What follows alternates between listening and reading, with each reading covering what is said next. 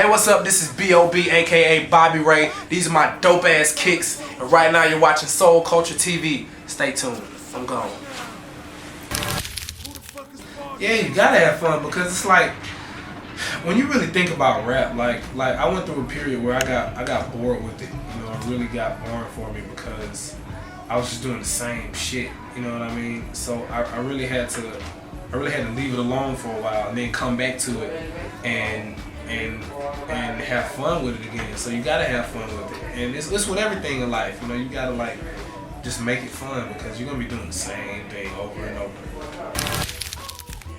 It was a double-edged sword for me with my mixtapes because you know I would put a lot of good music on it, and you know it would be some songs could be album worthy, but it was like when you do that, you know you really have to live up to the expectation when you do put the album out.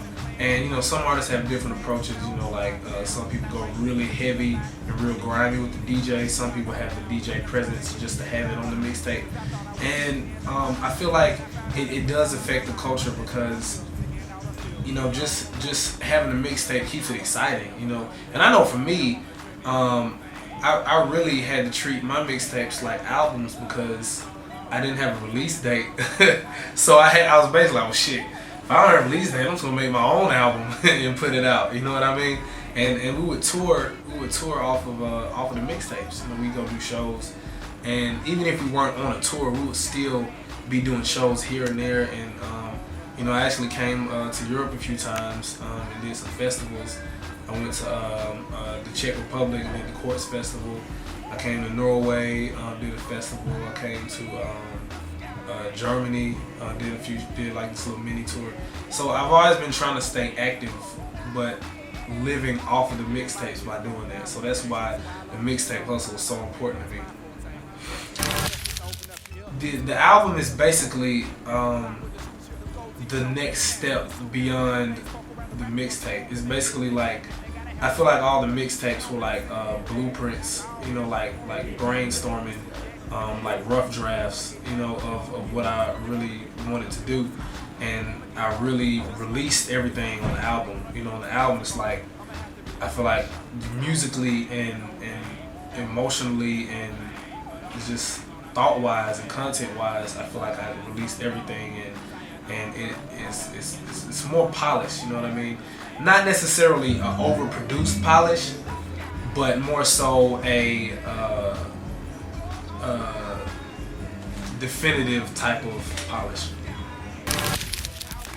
I ended up with Grand Hustle. I feel like it was meant to happen. You know, I feel like initially when I first got signed, we wanted to negotiate something, but it didn't quite work out. But eventually, when the timing was right, you know, it was like the merger just kind of gravitated towards that. And so when it happened, it really I feel like it kind of grounded everything that I was doing, you know. And I know at the time a lot of people were like, B.o.B Grand Hustle, like why would he be with Grand Hustle? You know what I mean? It's like it is. I feel like people would expect me to sign more with like a Pharrell or a Kanye or a Big Boy, or you know what I mean. But I feel like it really grounded my project because you know I grew up listening to you know to T.I., Ludacris. I grew up in the South, and the influence is there, you know. So I feel like it's only proper. They pushed the album forward because the single had Nothing on You. It had escalated way faster than we intended. Like we really didn't think it was gonna jump off until the summer, and it jumped off like February. You know, like leading into spring. So you know it was only right that we had a proper release date for it and bring it forward. So when it first happened, actually it was kind of like, you know, what's going on? But you know, it's a good thing.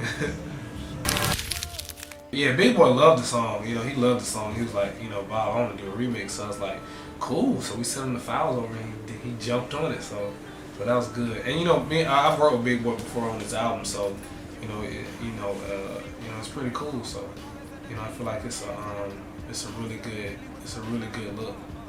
Thanks, Big Boy. The next single, we have it, but I can't say what it is yet. But we do have the next single, and it is I feel like it's just as exciting.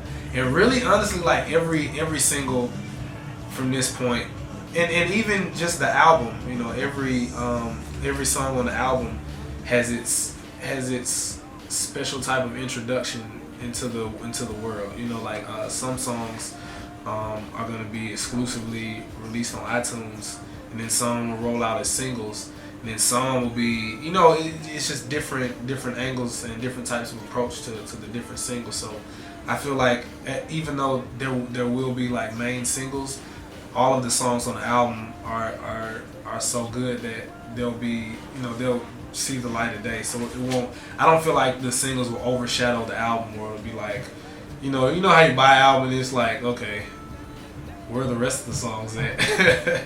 You know what I mean? My name's Bob, I approve this message, and I'm gone.